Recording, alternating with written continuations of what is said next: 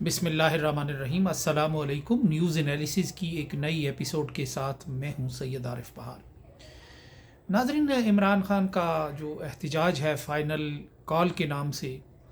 वो आगे बढ़ रही है, मोमेंटम पकड़ रही है और मुल्क के कोने कोने से लोग बहाली जमहूरियत के लिए, आइन की सरबलंदी के लिए, कानून की हुक्मरानी के लिए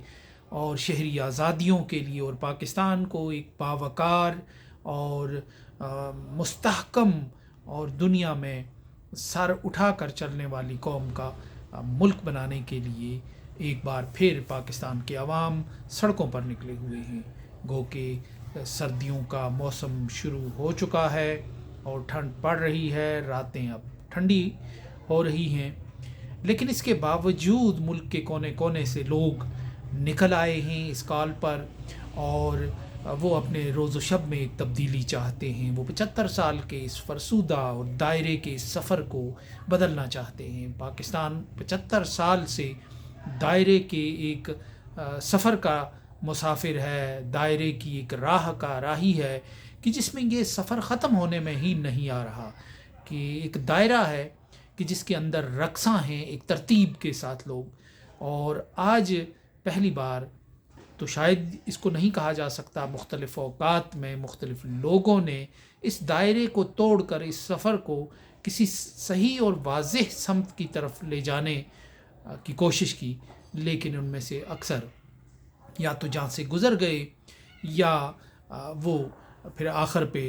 वक्त क़याम जब आया तो उस वक्त वो नादां सजदे में गिर गए और एक डील करके वो इस मंज़र से गायब हो गए। लेकिन पहली बार एक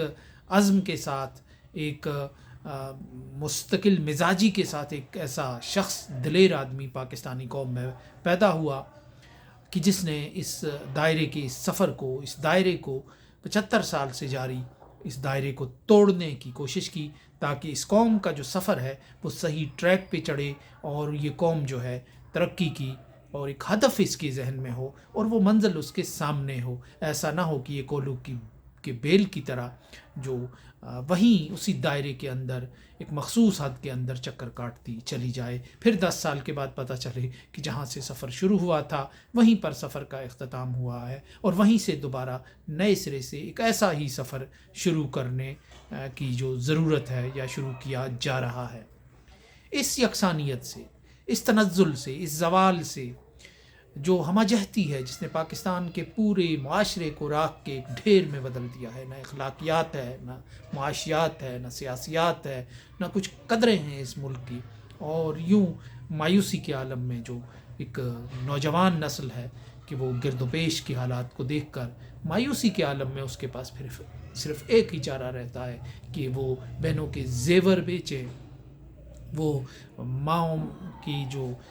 बचे खचे जो असासे हैं वो बेचें, या अपनी वालदैन की जो ज़मीनें बेचें। इतने पैसे वो इकट्ठे करें कि वो किसी सफारत खाने की कतार में जाकर खड़ा होने के काबिल हो सकें, ताकि इस मुल्क से उन्हें गलो खलासी मिल जाए, इस मुल्क से उन्हें रहाई मिल जाए, हालात की इस कैद से वो आज़ाद हो जाएं, आज़ाद माशरों में चले जाएं जहाँ उनकी सलाहियतें भी फलें फूलें, जहाँ मेरिट की बालादस्ती भी हो, मेरिट की हुक्मरानी भी हो, और जहाँ उनके लिए रोज़गार के मौक़े भी हों, मसावात भी हो, शहरी आज़ादियाँ भी हों, जमहूरियत भी हो, इंसानी हकूक़ भी हो। और यही वो माहौल होता है जिसमें किसी इंसान की ज़हनी सलाहियतें जो हैं वो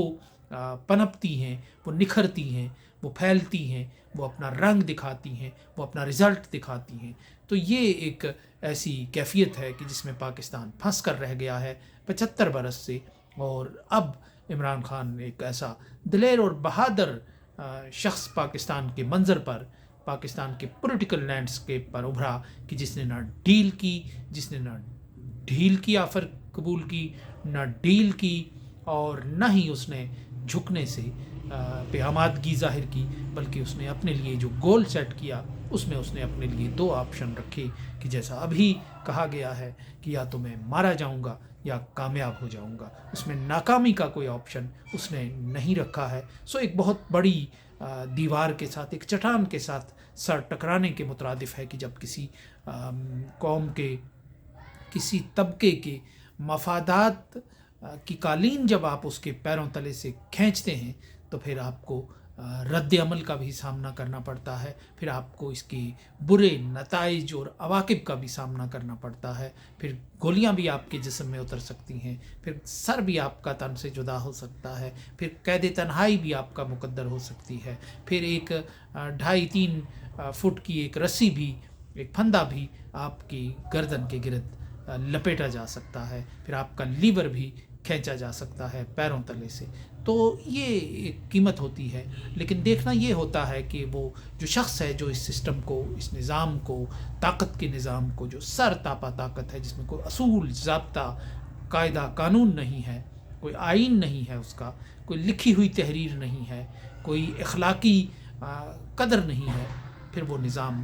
کے ساتھ آپ جب لڑائی چھیڑتے ہیں تو یہ ایسے ہی ہوتا ہے کہ جیسے آپ کراکری کی دکان میں گھسے ہوئے بدمست سانڈ کو سینگوں سے پکڑ کر اس دکان سے باہر نکالتے ہیں، تو یہ اتنا آسان کام نہیں ہوتا، اس میں آپ کا بھی نقصان ہو سکتا ہے، اس میں مزید نقصان اس کراکری کی دکان کا بھی ہو سکتا ہے، ان اشیاء کا بھی ہو سکتا ہے۔ تو آج پاکستان جو ہے وہ اس کیفیت کا شکار ہے، اور یہ ایک بہت خوفناک قسم کی لڑائی ہے، کیونکہ عمران خان نے ایک طبقے کے ایک بہت بڑے جمائے نظام کے مفاد کو چیلنج کیا ہے، للکارا ہے، اس کو بدلنے کی خواہش کا اظہار کیا ہے، اور ایک لگے بندھے سفر کو ایک نئی پٹڑی پر، ایک نئی راہ پر ڈالنے کا عزم ظاہر کیا ہے۔ تو یوں اس نظام کے بینیفیشری جو ہیں، اس نظام کے سرپرست جو ہیں، اس نظام سے جھولیاں بھر بھر کے فائدے سمیٹنے والے جو ہیں، وہ تمام جس کونے خطرے میں موجود تھے، وہ مقناطیس کی ان کا مفاد جو ہے، اس نے انہیں میگنیٹ کی طرح جمع کیا، مقناطیس کی طرح جمع کیا، اور وہ عمران خان پر پل پڑے ہیں۔ تو اب دیکھنا یہ ہے کہ اس کشمکش کا نتیجہ کیا برآمد ہوتا ہے۔